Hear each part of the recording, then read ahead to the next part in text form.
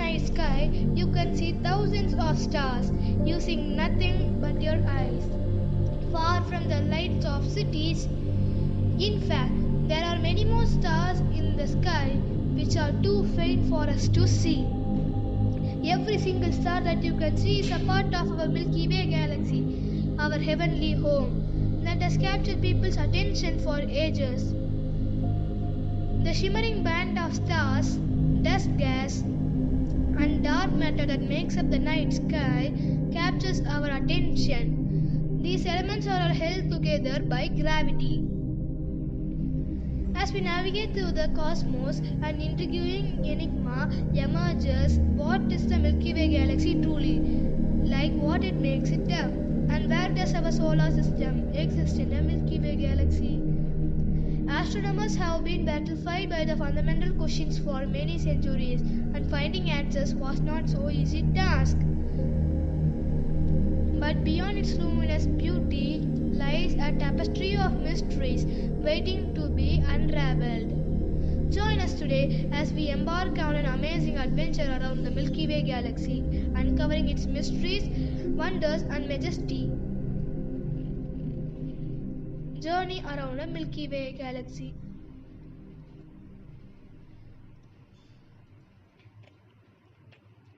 You are probably somewhat familiar with our solar system. If nothing else, you probably already know that it already contains 8 planets in addition to the Earth, the Sun, moons, and several other celestial bodies like asteroids and Pluto. However, there is a lot more beyond the solar system, of which you may not be aware of it. From the Earth, we can see roughly 6,000 stars without the use of a telescope. Even while that seems like a large number of stars, it represents a very small portion of the total number of stars. In fact, for every star that you can see, there are more than 20 million that you cannot see in the solar system. The majority of stars are either in the dim or far obstructed by the clouds of cosmic dust gas. While the Milky Way galaxy contains all of these stars, there are other larger galaxies as well as including the Andromeda galaxy. Every galaxy is a system made up of various stellar remnants, interstellar medium, and star remnants. Astronomers believe that there are 100 billion galaxies in the cosmos, yet they are not sure intergalactic space, which contains a thin gas, lies in between the galaxies. Given the size of a solar system and the fact that it is only one of the many galaxies, it is understandable why the universe is thought to be infinite. This truly helps to put perspective how tiny both the Earth and humans are in the big picture of the solar system. Through the use of a radio and X-ray telescopes, scientists have been able to gather information during the past century about the composition of the interstellar medium. They have shown that it is made up of extreme diffuse ionized hydrogen atoms, dust, and cosmic rays scattered throughout the thick gas clouds that are thought to be the birthplace of the new star. But because of the Sun and all 8 planets are far off disk of debris known as the Kuiper Belt, its precise nature just outside our solar system has remained mostly unknown. The Kuiper Belt is located between 30 and 50 astronomical units from the Sun. One astronomical unit is equal to the distance between the Earth and the Sun. The heliosphere, a massive protective bubble created by the solar wind, surrounds them all. This bubble buffets against the interstellar medium like an invisible shield, keeping out the most dangerous cosmic rays and other material as the Sun and its surrounding planets hurtle across the galaxy. Without the heliosphere, life would certainly have evolved differently, and maybe not at all. The area where the Sun's magnetic bubble ends and weakens is known as the interstellar space border. The heliosphere, a magnetic bubble, is full of plasma or ionized gas The solar wind, which pulls magnetic field lines away from the sun, blows material into the heliosphere. With its own magnetic fields and charged particles, the plasma in the interstellar medium exerts an inward push on the heliosphere edge, creating complex and dynamic structure. There, when the solar wind encounters the interstellar space, it begins to weaken and slows to approximately 62 miles per hour. It was previously traveling 370 to 430 miles per hour. The termination shock is the point at which it happens the Helios health. In the area, the heliosphere where the solar wind continues to slow down after the termination shock, while the heliopause is the outermost point of the heliosphere. Is the solar wind stops and gives the way to the interstellar space at the heliopause, which is located around 11 billion miles or 18 billion kilometers from the sun. 5, 4, 3, 2, 1. We have ignition, we have a liftoff. Since the beginning of the human space exploration, only 2 probes have made it into interstellar space, or the area outside of the solar system. After the launch in 1977 Voyager 1, the first spacecraft, more than 30 years to reach the heliopause, a limit that scientists believe that marks the beginning of the interstellar space. It was an amazing accomplishment, sending back the vital information via a medium unaffected by the sun.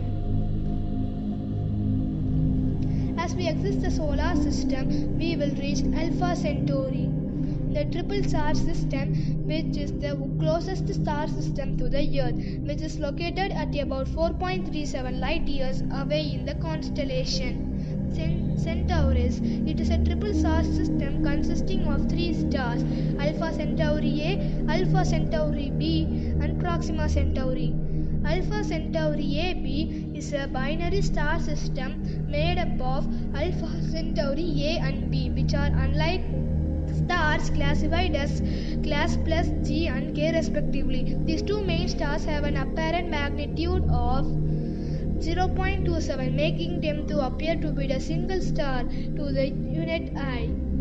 Only Sirius and Canopus are brighter than it, making it the brightest star in the constellation. And the third brightest in the night sky is the Alpha Centauri B. Is colder than Alpha Centauri A with 0.9 solar mass and less than 0.5 solar luminosity, while Alpha Centauri A has 1.5 times the luminosity and 1.1 times the mass of a sun. The two have 79-year orbital period around the shared center. The distance between A and B fluctuates from 35.6 astronomical units, or roughly the distance between the Pluto and the Sun, to 11.2 astronomical units, or of the distance between the Saturn and the Sun. Due to the eccentricity of the elliptical orbit in the Alpha Centauri system, Proxima Centauri is the star nearest to the Sun, located approximately 4.2 light years from the Earth. Robert Innes, a Scottish astronomer, made the discovery of the star in 1955.